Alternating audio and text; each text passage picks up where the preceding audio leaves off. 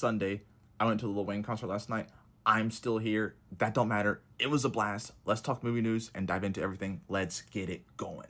Let's start off discussing the A24 style trailer that the Thunderbolts put out. It was great, and I loved how they highlighted the creatives and the people behind the scenes who really make films possible and the work that they've been a part of, because Hereditary and Beef specifically, those are two very, very good projects. Both I recommend highly checking out, but I think this trailer is so cool. It highlights the people behind the scenes who really make things go, what they've been a part of, the high quality work that they've done, and I think that shows a lot about what Thunderbolts could be and what it eventually will be in my regard. I think this has the possibility to be the best superhero movie of the summer. There's 4 coming out this summer. I don't think it'll make the most of those 4. It could be the best, though, in my opinion, personally, and that means a lot because just that trailer alone jumped up on the box office projections. It's now projected to be somewhere between 75 and 90 million opening weekend. I think it'll probably be 75 to 80 overall, but that's still a solid opening for a movie that probably people aren't really excited for, but I think will have great legs due to word of mouth and the quality of the film overall and what's going to happen and unfold within that story. And the legs will, I think, will run for a long time. I think this could be a slow, just kind of slow burn that really Marvel was just really surprised by, something similar to how Guardians performed with that. Didn't have a huge box office opening weekend, but was a solid, just like kind of kept going. Next thing you know, it's at like 700 million. So like I said, I think Thunderbolts has that. I'm so excited for that movie. It cannot wait. We're just like a little over a month away, but bring on the Thunderbolts, bring on the Sentry, and then bring on the Void. We got some interesting casting rumors now that were confirmed for Spider-Man 4. Sadie Sink from Stranger Things. Bring back Stranger Things. Come on, I'm ready for this last season to come out. I cannot wait for that. But she's confirmed to now be in Spider-Man 4, and we don't know who she's going to be. There's lots of speculation running rampant on the internet that she could be Jean Grey, Firestar perhaps, Black Cat, Gwen Stacy. There's so many different things going around. Personally, I don't think Marvel will introduce a titular X-Men character in a Sony property where they have to split the rights and the money with overall. I think they'll probably rely on Sony for that. Remember, Sony cast this person.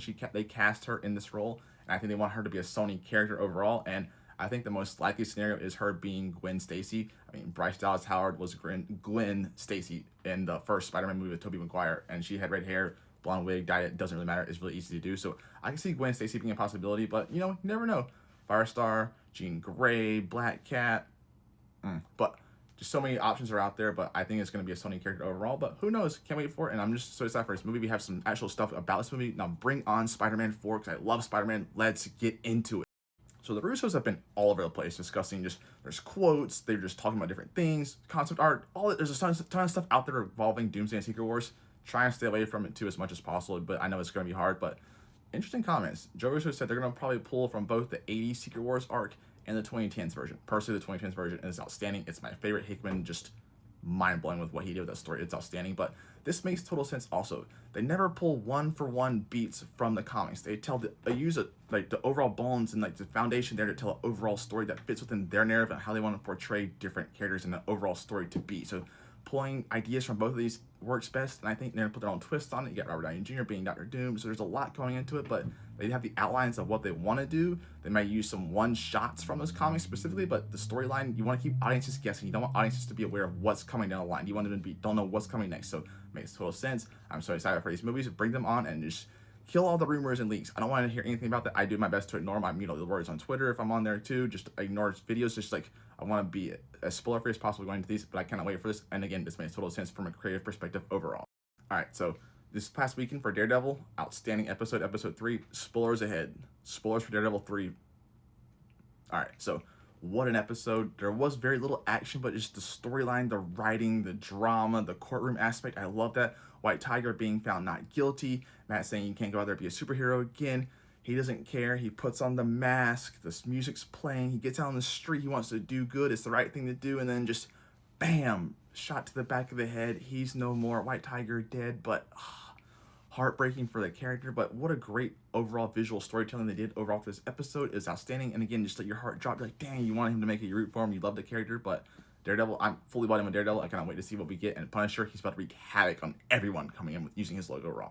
So there's some interesting rumors going around in the world of Warner Brothers revolving Peter Safran, David Zaslav, and what he wants for the overall DC Studios version. He wants to replace Abdi and DeLuca with Safran possibly. And so if you're not aware, DC Studios is separate from like what they do over with the DCU. So DC Studios, Warner Bros. Studios, completely different things. So DC Studios is Safran and Gunn, they're co-CEOs. Then you have Warner Bros. Studios, which is Abdi and DeLuca, separate entities that both report up to Zaslav at the overall Warner Bros. Discovery. So it's rumored, there's nothing confirmed, but Zaslav may want to oust Abdi and DeLuca, bring over Safran because what he's done with James Gunn, he trusts in him. And Warner Bros. Studios, they've had some misfires recently. I mean, think of Joker 2 and how much that lost. Mickey 17 is going to lose $100 million. There's lots of misses that are in there, and I think he really sees the possibility of what DC Studios could be and what it's going to become and what Safran is going to have done that. But James Gunn wouldn't have done that role without Peter Safran being there from a business perspective and bringing the ideas in. So I don't think he's going to end up breaking them up, but it is an interesting dynamic to see his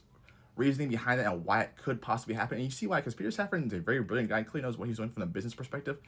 I don't know if he has what it takes to run the whole studio with James. I think him and James have a perfect kind of interaction there. So I don't know if he's going to get rid of DeLuca and Abdi, but it's a possibility clearly from what's been being heard around. So something to look out for, and don't separate Gunn and Safran. They do great together, bringing someone else in overall. But if he does, eventually, if he does move over and Peter Safran does, then he replaces them, because they're not replaced yet. But if Safran is moved over, James Gunn needs someone there to kind of help the business side, because he said he would not take in that role without Peter Safran. So something to look out for is all I'm saying. Last but not least, Novocaine, awesome, relentlessly funny, hilarious, over the top, action-packed, violent, very violent film. I loved it so much. Probably one of my, I haven't seen very many films that are better than it overall, but Jack Quaid's awesome. I love everything he's done now. He's great in every role he's been in, from Companion to Hughie on the Boys to this and a couple other roles. I love Jack Quaid. The marketing was excellent for this movie. Novocaine's very fun. Go check it out now in theaters and see it for yourself. That's all movie news. I'll see you guys next week. A lot to discuss. Get back to it. Let's get it going.